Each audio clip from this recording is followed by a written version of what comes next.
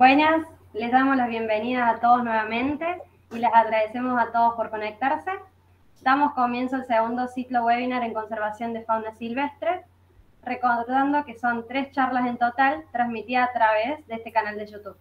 Yo me presento, para los que no estuvieron en la charla anterior, soy Tamara Suárez, vicepresidenta del Grupo Fauna Tamandua, y pertenezco al Grupo Fauna Tamandua, que es un grupo de estudiantes de medicina veterinaria de la Universidad Nacional de Villa María, Córdoba, Argentina. Dentro de nuestros objetivos está formando la medicina de fauna silvestre y o animales de compañía no convencionales, además de difundir información sobre todo lo que tiene que ver con la conservación de fauna silvestre, tanto para otros estudiantes y profesionales, carreras afines, como la sociedad en general. El disertante de hoy es Martín Falzone, médico veterinario encargado del Hospital Veterinario Bioparque Temaiken, que nos contará sobre la acción que tiene el médico veterinario en centro de rescate y el aporte de esto en proyectos de conservación de diferentes especies. Le damos las gracias a todos los presentes nuevamente, y también a Lanza Guaraca, quien estuvo difundiendo sobre el ciclo. Recuerden que las preguntas las pueden ir dejando en el chat y después al finalizar las vamos a leer. Y bueno, ahora sin más que decir, te paso la palabra, Martín.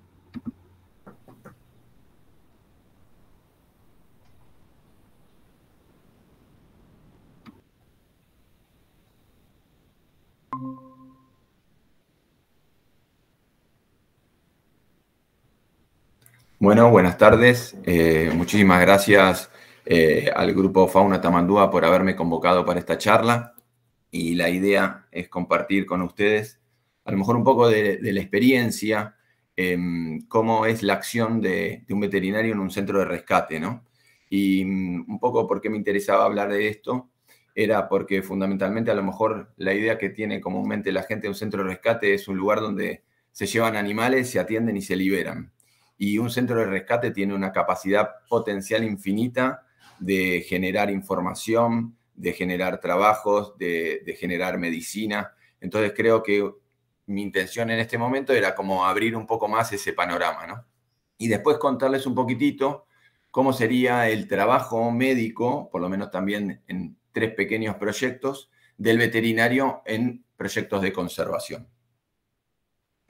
Disculpa, Martín. Sí. ¿Puedes poner ocultar en el cartelito? Sí, por supuesto. Gracias.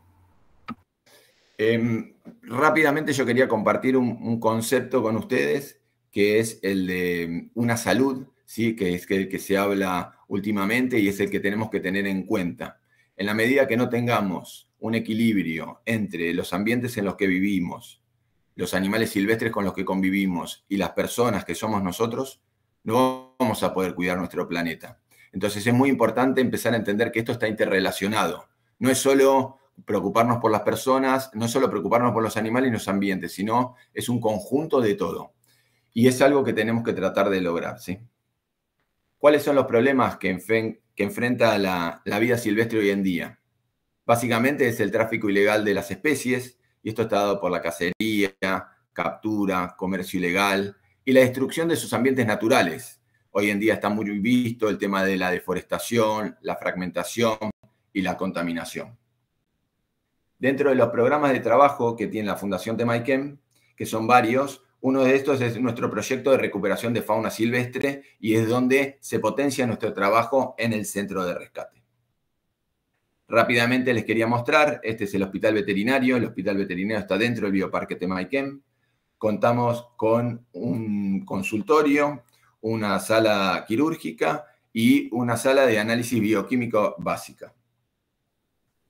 A 1 kilómetro del bioparque tenemos el centro de recuperación de especies, donde una vez que el animal ha ingresado a través del centro de rescate y ha hecho todos los análisis adecuados o ha hecho los tratamientos que corresponden de acuerdo a la problemática que tenga, pasa a este centro donde se termina de hacer una rehabilitación, tanto psíquica como física. Y si el animal está en condiciones, se empieza a trabajar para su rehabilitación en el medio natural. Este es nuestro ámbito de trabajo diario en el hospital. Como verán, las especies son muy variadas, ¿sí? Y muy amplio, y donde uno tiene que empezar a aplicar la medicina, que es la que ustedes aprenden en la facultad, aplicándola a las distintas especies. También tenemos otro ámbito de trabajo que es al aire libre, por decir, donde participamos de rescates de animales, de traslocaciones de animales, participamos en proyectos de investigación, siempre aportando desde el punto de vista de la parte veterinaria, y también asistimos a otras instituciones. ¿Cuáles son las diferentes acciones que tiene un veterinario en un centro de rescate? La verdad que para mí son muchísimas, por eso les digo, pueden participar en la clínica, pueden aportar en el conocimiento, pueden sumar a la investigación y pueden aportar a la enseñanza y a la educación. Con respecto a la atención clínica, van a tener que trabajar con diferentes especies. La clínica básica es la que ustedes van a aprender en la facultad y van a tener que irla como extrapolando de acuerdo a cada especie con la que trabajen, ya que cada una de estas especies tiene distintas particularidades. También en un centro de rescate van a atender animales en crianza, tanto mamíferos como aves. Capaz que ustedes lo saben, pero hay que saber diferenciar que las aves, en lo que es toda la crianza, se divide en dos ramas, ¿no? Las que son nidícolas y los que son nidífugos. Aquellas aves nidícolas son aquellas que han nacido con los ojos cerrados, desprovista de pelo, lo más común es un citácido, ¿sí? Aquellas aves nidífugas son aquellas que apenas rompen el huevo ya tienen pelo, ya tienen los ojos abiertos y siguen a la madre, como puede parecer un anseriforme, o sea, un pato, ¿sí? Lo mismo le va a tocar con los mamíferos, o sea, le va a tocar a lo mejor tener que realizar la crianza de cada uno de estos animales juveniles, y lo que hay que entender es, todos van a necesitar un sustituto lácteo, pero la forma en que ustedes lo van a tener que criar y las características de ese sustituto lácteo va a depender muchísimo de la especie, ¿sí? En lo que tiene que ver el aporte de materia grasa fundamentalmente, de acuerdo a qué tipo de especie es, va a variar. Entonces, esta es otra de las cosas también que van a tener que tener en mente cuando trabajen en un centro de rescate. Y después viene también la atención clínica. Les va a tocar atender animales con lesiones, animales enfermos, animales con heridas, animales desnutridos, animales con fracturas o animales que producto del medio ambiente han tenido alguna problemática. La imagen, o siempre yo digo, la postal ideal es esta, ¿no? Es un animal que ha sido decomisado porque estaba en cautiverio, ¿sí? Es un animal silvestre, es una guaraguazú, viene a nuestro centro de rescate, hacemos toda la atención clínica, lo rehabilitamos y luego lo liberamos. Tenemos que tener en cuenta que todo esto es un proceso largo y en un alto porcentaje a veces uno no puede alcanzar a cumplir todo el proceso, ¿sí? Por eso es muy importante ir evaluando cada una de las etapas, porque cuando nosotros liberamos un animal al medio natural, tiene que estar en condiciones tanto psíquicas como físicas de poder desenvolverse, porque si no estamos liberando un animal que no va a poder desarrollarse en el medio natural, o sea que se va a morir. Entonces, aunque parezca mentira, todo este proceso es bastante largo y se necesita de bastante gente. En algunos lugares, en otros lo tendrá que hacer una misma persona, todo depende de la infraestructura y del lugar en el que están. Pero es importante tener en cuenta que si nosotros no vamos llevando adelante estos pasos, nosotros somos lo que podemos hacer que este proceso falle. Con respecto a lo que yo le decía, generar información, nosotros a partir de todos los animales que entran en nuestro centro de rescate, podemos ver que nuestro canal de ingreso, el mayor porcentaje está dado por la incautación de animales de los organismos gubernamentales, ¿sí? Estos se incautan en el tráfico ilegal y vienen a nuestro establecimiento. Y si empezamos a ver, hay un alto porcentaje que tiene que ver con la recepción de particulares. ¿Qué nos dice esto? Fundamentalmente, primero, que nosotros tenemos que estar preparados para hacer rápidamente lo que se llaman triage, porque cuando vienen los animales de incautación, generalmente vienen grandes volúmenes de animales, todos hacinados, mezclada fauna autóctona con fauna exótica, y entonces uno tiene que empezar a trabajar cómo va segmentando y dando prioridad a las distintas especies, cuáles están en peligro, cuáles no. Y si ustedes ven, esto yo le estoy hablando, ¿no?, de nuestro ámbito, nuestro radio de acción, pero si ustedes ven, la recepción de particulares tiene un 35% de ingreso de animales a nuestro centro de rescate. ¿Qué me está diciendo esto? Me está diciendo que el área de distribución nuestra, lo que es el urbanismo está avanzando sobre la naturaleza y lo que está implicando es que la gente empiece a tener más contacto con los animales silvestres y entonces al tener ese contacto empieza a haber esta relación. Entonces hay gente que encuentra animales en su casa que los que viven en Buenos Aires no lo van a encontrar. Gente que empieza a cuidar animales que están lastimados o lo que fuera. Entonces, esto ya me empieza a dar un panorama de que por el área de distribución nuestra hay mucho contacto de los particulares con la naturaleza autóctona. Y eso está dado por el crecimiento demográfico y el crecimiento urbanístico. Otra de las cosas que me puede generar información es, si ustedes lo ven, esto es del periodo 2019-2020, pero dentro de todos los animales que han ingresado durante ese tiempo a nuestro centro de rescate, el 91% son aves. ¿Eso que me va a dar la pauta? De que yo me tengo que preparar para, o sea, la mayor cantidad de animales que van a venir son aves. Entonces yo me tengo que ir preparando para esa especie, tanto del punto de vista clínico, del punto de vista de alimentación, del punto de vista de infraestructura, ¿sí? Y si lo comparamos con el año 2020-2021, ustedes vean que la torta se mantiene prácticamente igual. Han aumentado los mamíferos, pero nuestro gran porcentaje de ingreso son aves. Ahora, si nosotros hablamos de qué orden de aves nos ingresa fundamentalmente, lo que vemos es que hay un alto porcentaje de paseriformes. Todo esto me lo está dando la estadística de llevar adelante toda la información que me está aportando el centro de rescate. Otra de las pautas que me da con respecto a generar conocimiento es, nosotros tenemos que aprender cuáles son los comportamientos naturales de las distintas especies que queremos rehabilitar, porque eso es lo que tenemos que fomentar para poder volverlos a liberar y que estos animales sean efectivos en la supervivencia en el medio natural. En este caso particular, si ustedes ven sobre el lado izquierdo, este es una guaraguazú. Sobre el lado derecho, en el margen superior, se ve una cámara trampa. Y lo que está en el centro es un agujero que se hizo en la tierra en el cual se le pone dieta.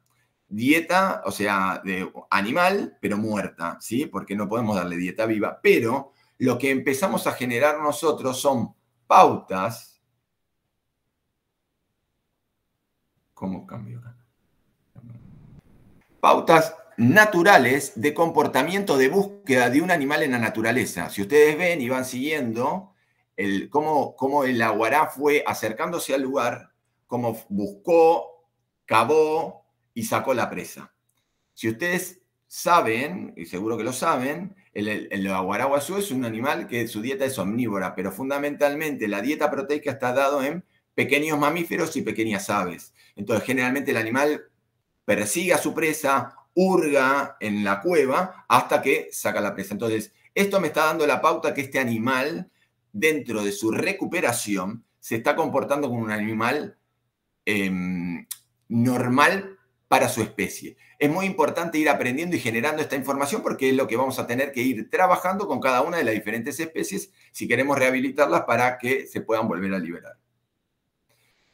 Esta información que voy generando a partir de las especies también me va a servir para que cuando tenga que armar los ambientes en los cuales los animales se van a rehabilitar, pueda darle todas las condiciones adecuadas para que lo hagan de la mejor manera posible. Entonces, si hay animales que necesitan refugio, hay animales que no, hay animales que son presa y necesitan otro tipo de ambiente, animales que son predadores, hay animales que van a necesitar no ser vistos, o sea, o no tener acceso a las personas, porque hay animales a veces que vienen, que los han tenido personas, que hay que desimprontarlos. Entonces, todo ese trabajo, toda esa información la voy generando a medida que voy teniendo las especies y esto me lo va dando el centro.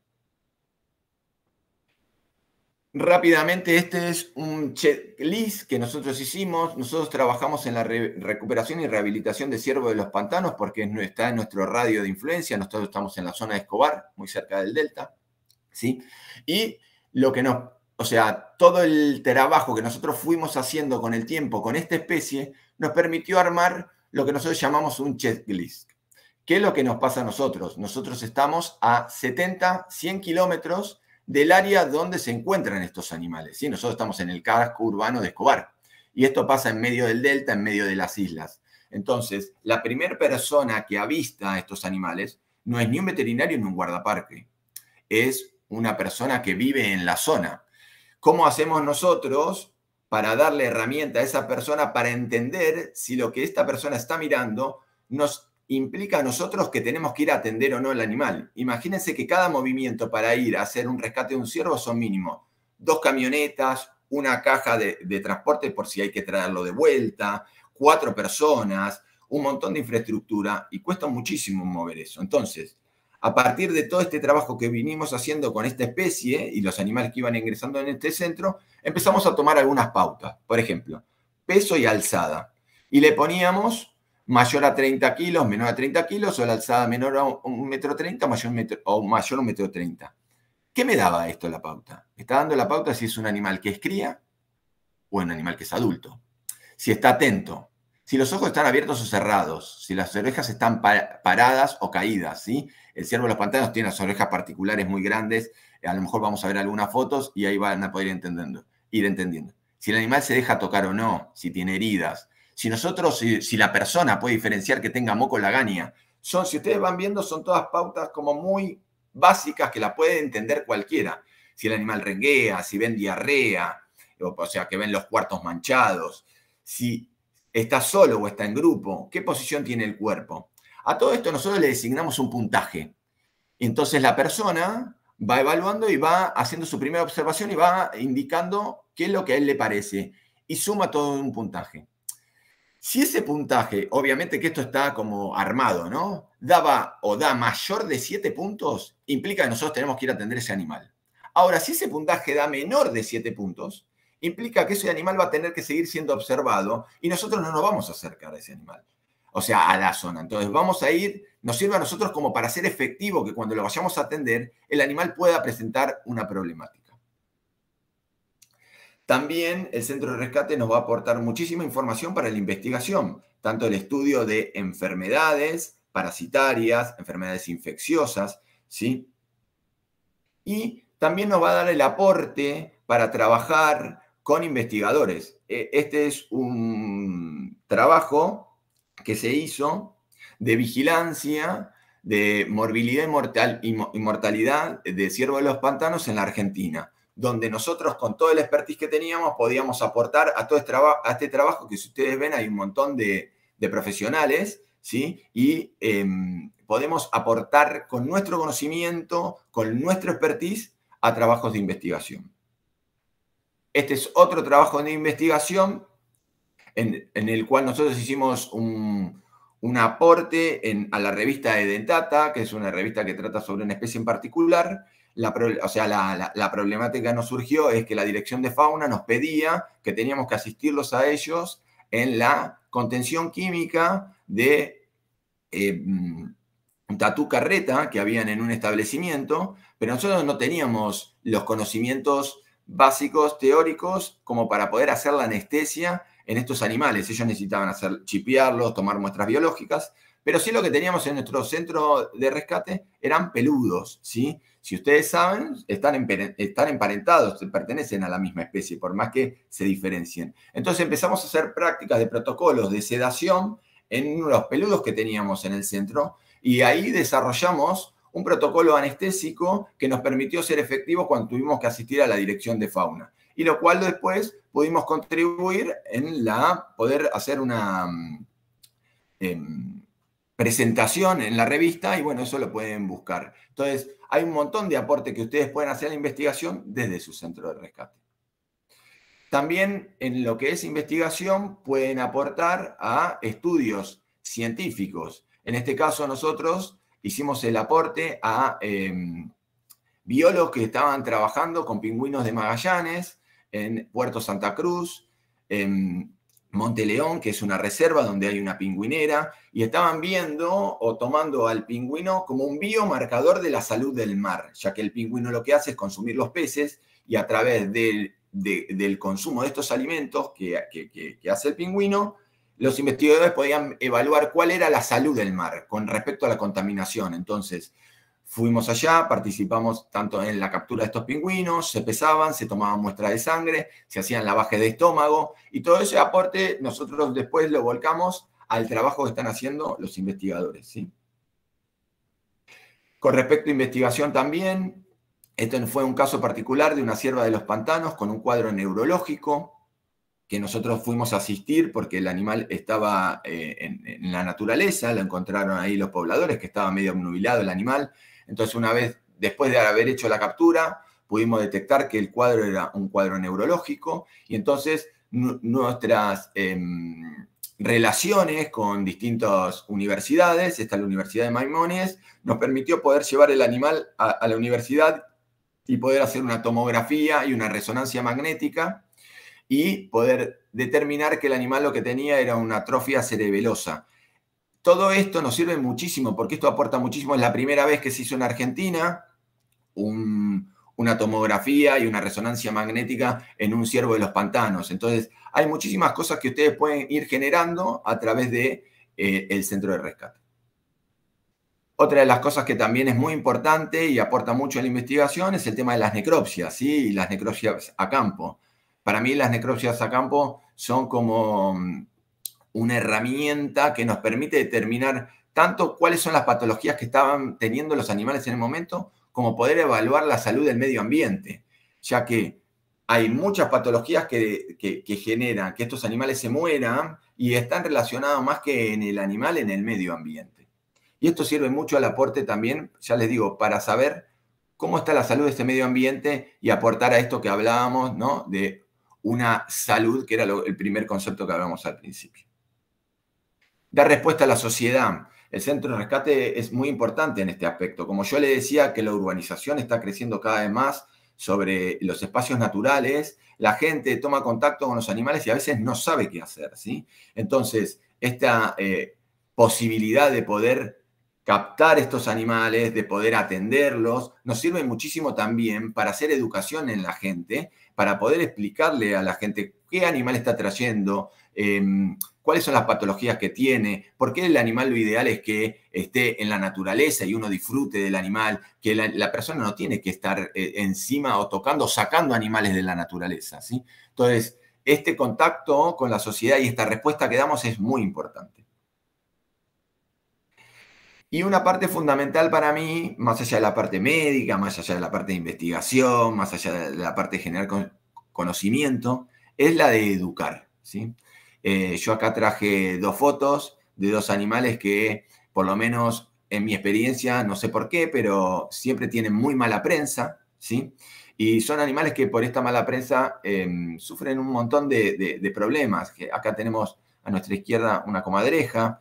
La comadreja generalmente la gente la mata, no sé si porque las características que tiene el animal, que a lo mejor es más parecido a una rata, que es de hábitos crepusculares, que tiene todo un andar muy particular, generalmente no es bien recibida. Y la mayoría de la gente o los perros la matan, ¿sí? Entonces hay que educar muchísimo a la gente y explicarles que es un animal, que es un marsupial, que es parte de nuestro medio natural y nos ayuda un montón a controlar y hacer un control biológico de plagas, ¿sí? Generalmente lo que nos pasa a nosotros es que las personas matan a la comadreja y como son marsupiales, después ven que tienen crías. Entonces, obviamente que las crías le dan lástima y vienen con las crías al centro de rescate. Entonces, es muy importante tratar de entender que el animal hay que respetarlo, y más el animal en el medio natural y el animal silvestre, porque cumple un rol. Lo mismo nos pasa con la culebra marrón, que generalmente estos animales, como todos reptiles, durante el invierno están dentro de huecos de árboles o bajo de las ramas o maderas o bajo la tierra. Y generalmente cuando viene la primavera y verano, que uno empieza a trabajar todo eso, estos animales empiezan a salir y entonces lo primero que dice la gente es una víbora y la mata. Y tenemos que tener en cuenta que no tiene ponzoña, que es una culebra y que nos ayuda un montón al control biológico de un montón de plagas. Si nosotros entendiésemos lo importante que son esos animales, yo creo que cada uno querría tener uno de estos en su casa en vez de matarlo. Y esta es la foto que para mí cierra un poco el trabajo de un centro de rescate, ¿no? Que es hacer participar a las nuevas generaciones de lo que implica el cuidado del medio ambiente, de lo que implica el cuidado de la naturaleza, de hacerlos participar y enseñarles de por qué hay que cuidar los animales, de por qué hay que cuidar las plantas, de por qué hay que cuidar el ambiente en el que vivimos, ¿no? En la medida de que esto se pueda entender, es como esto va a cambiar, porque ya le digo, o sea, los que cambian esto son las nuevas generaciones, son muchísimos de ustedes que están escuchando esta charla, porque la gente que es grande, la gente que ya está formada, cambiar paradigmas y cambiar conceptos a veces es muy difícil.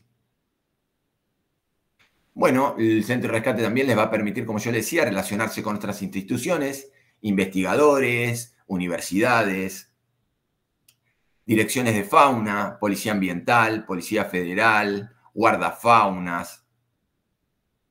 Y lo más interesante es empezar a trabajar en red con distintas ONG y con distintos centros de rescate y con distintas instituciones, ya que el expertise a veces no está en un solo centro de rescate, sino hay que saber cuál es el expertise que tiene cada uno y poder trabajar en red con los demás participantes de esta red. Un ejemplo que yo siempre doy es, nosotros por el área de distribución hay zonas del año que recibimos lobos marinos, crías, que se pierden, o que el tema de las inundaciones, o el tema de las lluvias, o la subida del Río de la Plata, entran y se pierden y entran hacia dentro del delta.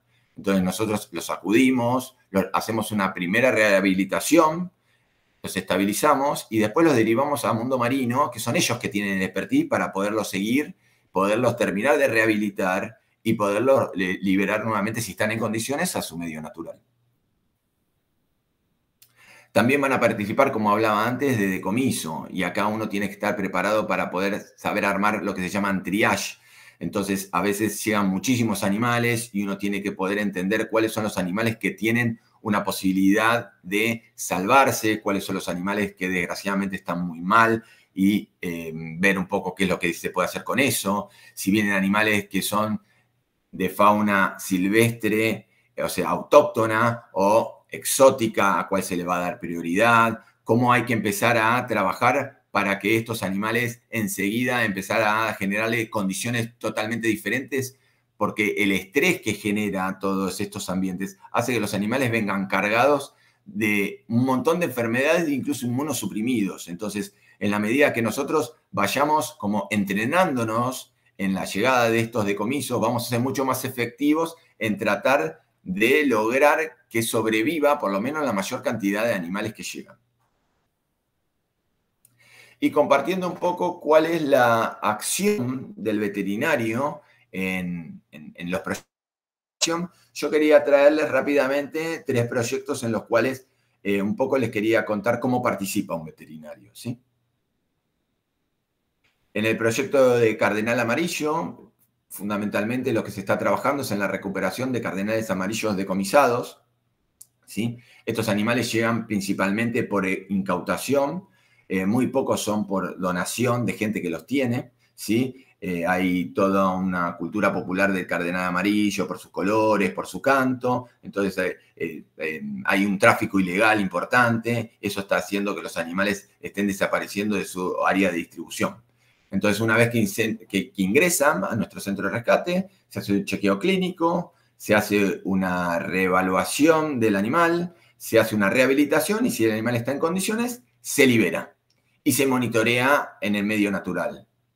Ahora, lo que es muy importante es, además de todo esto, es generar una campaña de educación y de concientización sobre el tráfico ilegal, ya que si nosotros no podemos armar esta parte de educación, todo lo que estamos haciendo no sirve, porque nosotros lo que tenemos que hacer y lograr es que estos animales no sean incautos, o sea, que no sean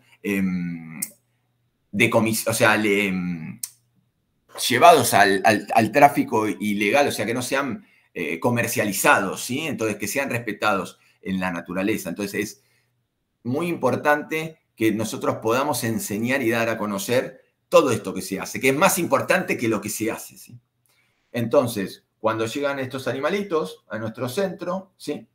Una vez que llegan, se hace un chequeo clínico bajo anestesia, se toman los parámetros vitales, se ve el score, se coloca una identificación, se toman placas radiográficas, ¿sí? Se toman muestras de sangre, se hace un análisis del animal, en este del centro se pueden ver que este animal está obeso, ¿sí? O en el de la derecha se puede ver que tiene una lesión en uno de sus dedos, Entonces eso se hace en los tratamientos necesarios de acuerdo a la problemática que tenga. Se pesan, se toman muestras genéticas, ¿sí? Y una vez que el animal ha pasado por todo este proceso, va a nuestro centro de rescate, como les había mostrado antes, donde inicia una cuarentena, ¿sí? Nuestra cuarentena en estos animales ronda promedio en los 2 meses, ¿sí? Durante el periodo de cuarentena, este animal se hace una observación del animal y empiezan a realizarse todas, o sea, se empieza a hacer que el animal empiece a desarrollar características para ver si el animal está en condiciones de volverse a liberar. Entonces se hace proceso de musculación, se hace que el animal empiece a volar, se le coloca a veces un rapaz para ver cuál es la respuesta del animal ante un predador, y mientras está haciendo este periodo de cuarentena, se va evaluando toda su respuesta psíquico-física. Si el animal está en condiciones, una vez que ha pasado eso, se colocan los radiotransmisores. De acuerdo a la genética, es el área de distribución donde estos animales se van a liberar, ¿sí? Esto es más o menos entre el 2017 y 2019, se han liberado 58 animales, ¿sí? Entonces se lleva, se libera, y después los investigadores hacen todo su seguimiento de estos animales por telemetría. Este es otro proyecto, el del ciervo de los pantanos, ¿sí? Esto era un poco lo que yo les decía, ¿no? ¿Por qué hacíamos este checklist? Imaginen, miren la gente que está alrededor del ciervo, es gente de la zona, este es un lugar de producción forestal, entonces está la gente trabajando ahí y los ciervos se encuentran en la zona. Entonces esta gente a veces lo que pasa es ven 2 o 3 días el animal en el mismo lugar, entonces le empieza a llamar la atención porque ellos también los conocen, a cómo se desenvuelven estos animales porque viven en el mismo medio natural que ellos. Entonces, cuando hay un problema, llaman. Entonces, de acuerdo a este checklist, que ellos lo llenan, no nosotros, ¿sí? Se surgen diferentes alternativas. Una es, da menos de 7, desestimamos la alerta. Da cercano a 7, seguimos controlando. O se activa el protocolo. ¿A qué llamamos la activación del protocolo? Cuando sabemos que se activa el protocolo, ya nosotros nos tenemos que preparar para ir a atender al animal. Y es todo este movimiento que yo les contaba antes. Pero tenemos que ir preparados porque va a haber que sí o no atenderlo en el lugar. A lo mejor tenemos que ir y traslocarlo a otro lugar. Nos ha pasado que hay ciervos que han entrado dentro del predio de una fábrica, ¿sí? O el animal está tan lastimado, tan enfermo, que necesita traérselo a nuestro centro de rescate para su atención. Estos son los distintos escenarios en los cuales hemos tenido que atender estas especies, ¿sí? Y estos son a lo mejor algunos casos, diferentes patologías que nos han tocado atender, ¿sí? Desde animales que están enfermos, animales que se encuentran como en la foto superior derecha, en medio del follaje, ¿sí? Que la gente lo encuentra ahí. O animales como en la foto superior izquierda, que han sido criados a mano, ¿sí? O sea, que han sido criados por gente del lugar. Y cuando estos animales empiezan a crecer, fundamentalmente los machos, se empiezan a volver agresivos, ya que no le tienen miedo a la gente.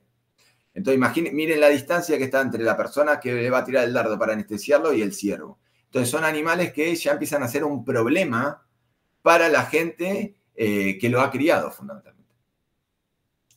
Se hace la primera atención en el lugar, diferentes ámbitos, de acuerdo en el lugar en el que tenemos que atender. Y a partir de ahí se hace toda la rehabilitación necesaria, ¿sí? Se estabiliza el animal y de ahí salen 2 caminos. O se vuelve a liberar o se traslada para recuperarse en nuestro centro de rescate. Una vez que llega al hospital veterinario, se hace la atención en el hospital veterinario. Bajo anestesia, se hace una revisación clínica, ¿sí? Se toman parámetros sanguíneos, se determina la edad del animal, se hace la extracción de ectoparásitos en el caso que tenga. Si el animal lo requiere, se toman exámenes complementarios como radiografías, ecografías, ¿sí? Se identifica el animal con un chip, una caravana, se toman medidas Si el animal necesita un tratamiento médico, continúa en el hospital haciendo los tratamientos que necesite. Y después que ha pasado esta etapa, comienza el periodo de rehabilitación. Este periodo en los animales silvestres debe ser en lo posible, lo más corto posible. Y esto va a depender mucho de la patología y del temperamento y la especie que vamos a tratar. La rehabilitación empieza y tiene que ver de acuerdo a la problemática, que puede ser la crianza de un animal que ha tenido una fractura, una herida, un animal que tiene un proceso infeccioso, ¿sí? Una vez que se estabiliza, se trasladan a corrales, ¿sí? Más chicos, pero donde el animal puede ser evaluado, pero también se le da ciertos lugares como para que el animal pueda tener cierta intimidad y esconderse. Hay algo que a lo mejor da para otra charla, pero tenemos que aprender donde en el animal silvestre el estrés mata, por más que ustedes hagan el mejor tratamiento. Entonces hay que darle las mejores condiciones para que el animal pueda desenvolverse con el menor estrés posible. Porque ya estar en un animal silvestre en un contenido genera estrés, ¿sí? Una vez que ha pasado esa primera etapa, se llevan a recintos más grandes. Esto ahí ya los trasladamos a nuestro centro de rescate. Y una vez que han cumplido su etapa de recuperación, si el animal es un animal juvenil, se lleva al medio natural, donde se hace un cierre de medio natural, donde se llama un corral de presuelta, donde está la dieta natural, donde se hace un aporte a lo mejor de la dieta que se está dando y se empieza a estudiar cómo el animal se va desenvolviendo en este ambiente, ¿sí? Esto es lo que se llama una suelta blanda. El animal se deja por un tiempo, vemos que el animal consume las plantas de la zona, vemos que el animal se desenvuelve sin problema. Cuando ha pasado esa etapa, se abre el recinto que se formó y el animal se libera. Generalmente, cuando uno trabaja con animales adultos, lo que hace es lo que se llama una suelta dura, ¿sí? Directamente el animal, una vez que se rehabilitó, lo más rápido posible, se lleva y se libera, porque este animal ya conoce la planta del lugar, ya conoce el ambiente, lo que necesita es volver rápidamente y sufrir el menor estrés posible. Este es el caso de un ciervo de los pantanos que nos llamaron porque lo veían echado. Vemos en nuestro checklist, el checklist dice que hay que ir a atenderlo. Cuando lo vamos a atender, después de hacer la contención química, obviamente que este animal lo tuvimos que anestesiar, encontramos, ahí se ve en la foto izquierda, ¿sí? Que tenía una bichera que había comido todo su pabellón auricular, ¿sí? El animal estaba con un cuadro febril, estaba consumido y producto a lo mejor de toda esta cantidad inmensa de gusanos que lo estaban molestando muchísimo, ¿sí? Este animal fue llevado a nuestro centro de rescate. Lo tuvimos por un periodo promedio de 4 a 5 meses, que fue lo que llevó desde la herida que ustedes ven a la izquierda a la herida que ustedes ven a la derecha, ¿sí? Este animal hubo que dormirlo más de 7 veces, y toda anestesia siempre es un riesgo, para estimular la cicatrización, para dar puntos, para regenerar tejido. Finalmente la herida cerró. Este animal entonces, una vez que ha terminado ese periodo, ¿sí? Se le puso un radiocollar y se lo traslocó a la naturaleza, ¿sí? Y se liberó. Y lo que pudieron a través del radiocollar es ir haciendo todo un seguimiento, y esto ya me excede a mí, sino que es la parte de los investigadores, de hacer un seguimiento de su translocación geográfica en el ambiente, ¿sí? Porque hay gente que se dedica a estudiar la ubicación bioespacial de esta especie. Entonces, como podemos ver, todo esto son una serie de etapas, muy compleja cada una, que se deben llevar a cabo y que se deben llevar a cabo muy bien para poder ser efectivos en la liberación de un animal. O sea, cuando uno ve todos estos puntos en el tiempo, da muchísimo orgullo porque está indicando de que este animal pudo reinsertarse favorablemente en la naturaleza. Bueno, esto es parte de los distintos equipos que se han armado en los distintos momentos, con la gente trabajando en el delta con esta especie. Y lo último que quería compartir con ustedes es cómo nosotros trabajamos en la rehabilitación del cóndor andino. Esto trabajamos con la Fundación Bioandina, que se encarga ellos de ir monitoreando y tienen distintos centros en distintas partes del país y sobre el cóndor andino. Entonces, cuando hay un animal que lo encuentran por alguna problemática, se genera una primera comunicación que nos avisan, se transportan por vía aérea, ¿sí? El animal, y una vez que llega a nuestro centro de rescate, generalmente las patologías más comunes con las que llegan son animales que vienen o intoxicados, ¿sí? Por plomo o por organofosforados, animales que vienen con fracturas, que lo cual les impide volar, animales que vienen con lesiones por electrocución de cables de alta tensión, o animales que vienen con alguna enfermedad infecciosa, ¿sí? El animal llega a nuestro centro de rescate y lo primero que hacemos nosotros es un triage del animal. Si está en condiciones de poder descansar un poco. Generalmente esos animales tienen 1 o 2 días que están en Unquelen, que vienen volando de Mendoza, de Córdoba, de Catamarca, de Formosa, ¿sí? Entonces, una vez que llega a nuestro centro de rescate, hacemos una primera evaluación. Si el animal está muy mal, implica que tenemos que atenderlo en el momento, y si no, hacemos una primera evaluación y entonces ese animal se lo deja descansar por lo menos un día. Después de ahí, sí se hace una anestesia y una revisación clínica exhaustiva que consta en placas radiográficas, análisis de sangre, determinación de plomo en sangre y los chequeos que sean necesarios, si hay que hacer una toma de muestra en particular por alguna sospecha de alguna patología, que nos va a permitir observarlo, este animal, mientras lo tenemos en observación en este momento, ¿sí? Ustedes tienen que saber que mucho del animal silvestre, de lo que tienen que aprender a desarrollar, es la parte de la observación, porque el animal silvestre, una vez que lo tocamos, el 99% va a estar o contenido físicamente o va a estar contenido químicamente. Entonces, no va a darnos una expresión de las distintas dolencias que tiene, como cuando uno revisa un animal, un animal doméstico en una clínica diaria. Entonces, hay que aprender a ver y hay que tomarse ese tiempo para poder observar el animal, como para cuando después uno lo duerma, poder, además de con los análisis complementarios y con la clínica, poder determinar cuál es el problema. Bueno, una vez que se hace nuestro diagnóstico, se hacen los tratamientos, los que el animal necesite. Y finalmente, una vez que el animal ha pasado por toda la etapa médica, se lleva a nuestro centro de recuperación de especies, donde se colocan en lugares especiales, donde tienen acceso al sol, ¿sí? Ahí ven un animal a la derecha que se está soleando, tienen posaderos. Ustedes tienen que tener en cuenta que, y esto va a depender de las especies, pero en particular los cóndores necesitan estar a una altura del piso. No importa si es muy alta o muy baja, pero estar en el piso, fundamentalmente, sin tener la posibilidad de estar en una pequeña altura, les genera estrés, ¿sí? Y eso implica que a lo mejor un animal no se pueda recuperar como corresponde.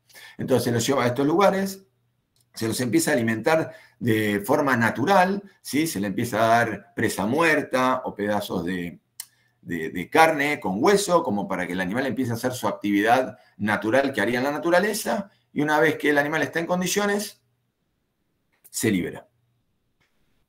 Bueno, rápidamente, esto era un poco lo que yo quería compartir con ustedes. Yo les quiero decir que la verdad que la actividad que tiene un veterinario en un centro de rescate es infinita, depende de ustedes hasta dónde lo quieran llevar. Pueden sacar muchísima información, pueden hacer un montón de trabajos, pueden enseñar un montón, pueden generar información, pueden hacer trabajos de investigación, todo va a depender de ustedes, no solo es la parte clínica. Y después con lo otro que es los proyectos de conservación, un poco contarles que la actividad es muy variada y yo fundamentalmente hago bien la parte clínica, pero depende de los trabajos que lleven adelante, a lo mejor pueden trabajar muchísimo más. Bueno, estoy dispuesto a escuchar las preguntas, si hay alguna, y agradecerle muchísimo al Grupo Fauna Tamandúa por haberme invitado a esta charla. Buenas. Muy buena la charla, Martín. Muy interesante. Ahí me voy a fijar ahora si hay preguntas en YouTube.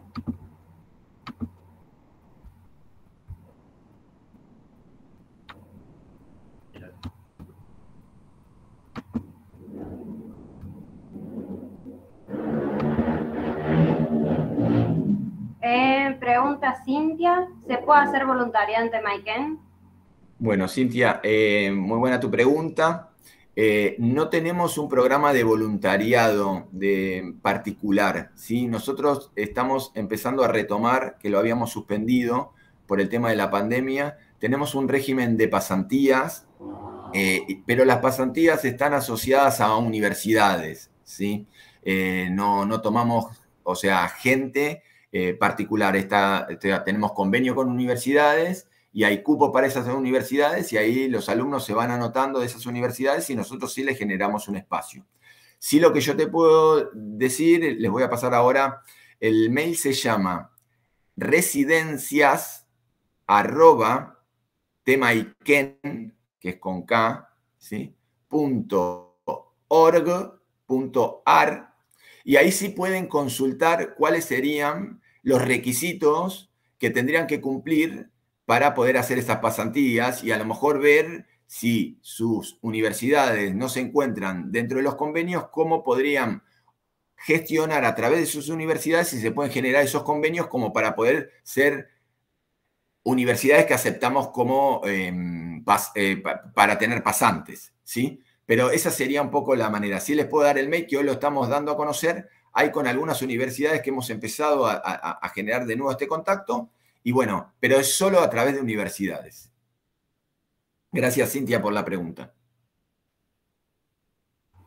Buenísimo. Ahí hicieron otra pregunta. Dice, hola, mi pregunta es, ¿qué tan factible es transformar un zoo en un centro de rescate y dónde nos podemos formar en rescate de fauna silvestre? Bueno, mira, para mí un zoo, si yo digo es un zoológico, no es un centro de rescate, ¿sí? El zoológico abarca o es mucho más amplio porque en el zoológico vos podés encontrar fauna silvestre exótica, ¿sí? Que en un centro de rescate fundamentalmente lo que vamos a encontrar es fauna silvestre autóctona. Entonces, generalmente el espíritu del centro de rescate es aceptar los animales, curarlos, rehabilitarlos, tanto psicológicamente como físicamente, porque el fin final es la liberación.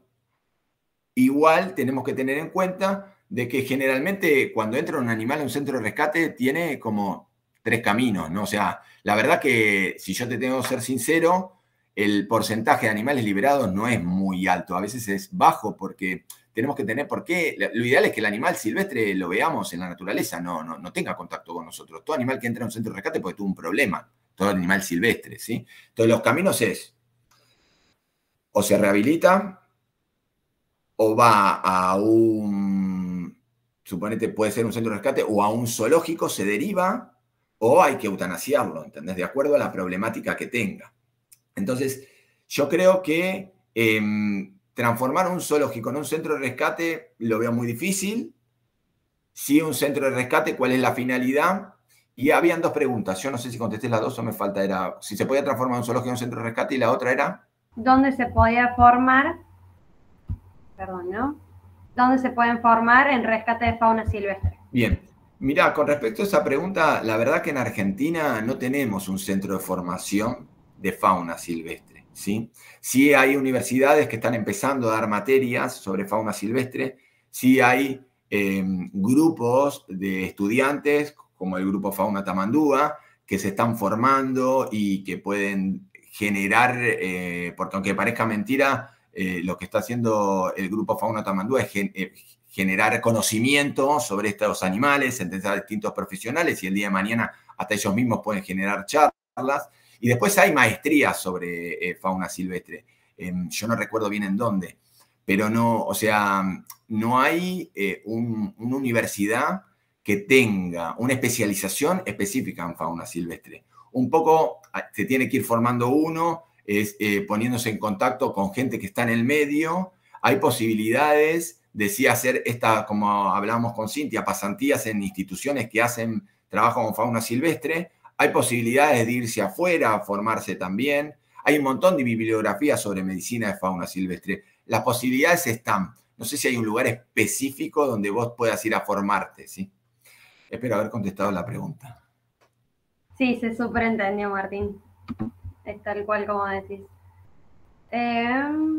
Pregunta Melina, ¿son más los animales que vuelven a la naturaleza o más los que deben quedarse en la fundación? ¿Quién preguntó? Melina. Melina, mira, tu pregunta es muy interesante. Ten en cuenta, es muy difícil rehabilitar un animal, porque generalmente cuando viene tiene una problemática. Son más los animales que no se pueden liberar que los que se pueden liberar. Sí, lo que tenemos que ir trabajando nosotros cada vez más es cómo, una vez que el animal llega, poner todo nuestro expertise médico para solucionar la problemática que tenga, y si se puede solucionar, y después cómo trabajamos para que ese animal pueda volver al medio natural. ¿Sí? O sea, suponete, lo que nos pasa mucho, ejemplo, aves. Hay un montón de aves que vienen y vienen con, fundamentalmente el ave viene y tiene una fractura de ala y a lo mejor viene con fracturas expuestas y la persona lo tiene hace 3 días. Una fractura expuesta de un hueso, generalmente cuando viene el hueso está necrosado. Entonces, no tiene ninguna posibilidad ese animal de volver a vivir. Y es un animal silvestre, entonces a veces hay que evaluar muchísimo cuánto, o sea, vos le podés amputar el ala, cuánto va a poder vivir un animal encerrado. A veces sí lo que te sirven esos animales es para educación, ¿sí? Entonces, sí, a lo mejor permite que vos puedas hacer la cirugía y tener ese animal que va a estar en cautiverio toda su vida, porque no es un animal que nació en cautiverio, que es muy diferente, ¿sí? Y en condiciones que tienen que ser las mejores posibles, que a veces uno no se las puede dar. Entonces, ¿cómo yo puedo trabajar para darle las mejores condiciones para que ese animal me sirva a mí para educar a la gente, ¿sí? Y cuidar a los animales, ¿sí? Que no hay que ir andando con una gomera tirándole a los pajaritos. Te doy como un ejemplo, ¿sí? Pero ya te digo, o sea, yo te puedo decir que lo que se libera es o un 50% de lo que ingresa o un poco menos. Pero ojalá te pudiese decir que es más, pero no es la realidad, porque generalmente vienen con problemáticas serias los animales que ingresan a un centro de rescate, ¿no? Buenísimo. Pregunta Cintia, de nuevo, ¿qué te llevó a dedicarte a animales silvestres y no a pequeños animales o grandes animales? Bueno, Cintia, la verdad que esa es una pregunta muy personal. Yo, mis primeros 5 años, yo cuando terminé la facultad, que como preguntaban antes, yo podía ser el papá de algunos de todos ustedes, ¿cómo se llama? No había una especialización ni en animales silvestres. Y recién empezaba a lo mejor la especialización en animales no tradicionales, muy poquito también. Entonces no había un campo para eso. Lo que pasa es que a mí lo que se me puso en la cabeza es, yo no quería llegar a viejo y decir yo siempre quise ser. Entonces yo hice mis primeros 5 años en medicina de animales domésticos, perro y gato, y a partir de ahí empecé a buscar la posibilidad de entrar en este mundo. Hoy por hoy creo que soy un agradecido de haber entrado en este mundo. Estoy en un lugar también muy particular, pero me permite desarrollarme y la verdad que si vos hoy me decís, me quedo en silvestres, no vuelvo a perros y gatos. Pero, o sea, toda la medicina que yo desarrollé o la que desarrollo también y la que sigo desarrollando es la que aprendí en medicina de pequeños. O sea que me sirvió un montón haber tenido esos primeros años en medicina de pequeños que en silvestre, porque como el choque es muy grande con todo lo que vos estás preparada y de repente te traen una tortuga que no sabes, es una cajita que no sabes para dónde rajar, o te traen un ave que no sabes cómo revisarla, entonces es muy importante aprender a poner un catéter, aprender a hacer una fluidoterapia, hacer una terapia de antibióticos, hacer una disección, hacer una cirugía, entonces todo eso me parece que el fuerte es pequeños, o por lo menos como yo me formé, ¿sí? Y todo eso después lo que vos vas extrapolando de acuerdo a la especie que tengas adelante. Buenísimo, Martín. Justo ahí estaba escribiendo el mail que lo estaban pidiendo. Y vamos a ver si preguntan algo más. Porque será la última pregunta.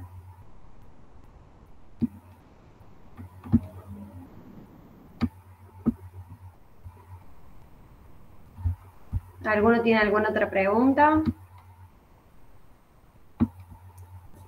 Bueno, cualquier cosa está a tu mail en la última diapositiva, así que cualquier cosa se sacan las dudas por Martín o nos mandan a nosotros también, no tenemos ningún problema. Así que bueno, muchísimas gracias Martín por la charla, estuvo más que buena, estuvo súper interesante. Bueno, yo les quiero agradecer a ustedes y también necesitamos muchos más veterinarios en fauna silvestre, así que nada, sé que a lo mejor en Argentina no hay mucho campo, pero si ustedes tienen esa idea, por lo menos yo les digo es transítenla y por lo menos sáquense la duda de si les gusta o no, después verán a qué se van a dedicar. Pero ya les digo, o sea, necesitamos muchos más veterinarios que puedan cuidar la naturaleza, porque en el fondo si no cuidamos la naturaleza, a nosotros nos quedan muchos menos años de vida a este mundo también. Así que nada, muchísimas gracias a vos Tamara, al grupo, y a Juan Pablo también, que fue el interlocutor entre nosotros. Sí. Así que un gusto haber participado. Gracias, el gusto es nuestro. Hasta luego. Hasta luego, nos vemos.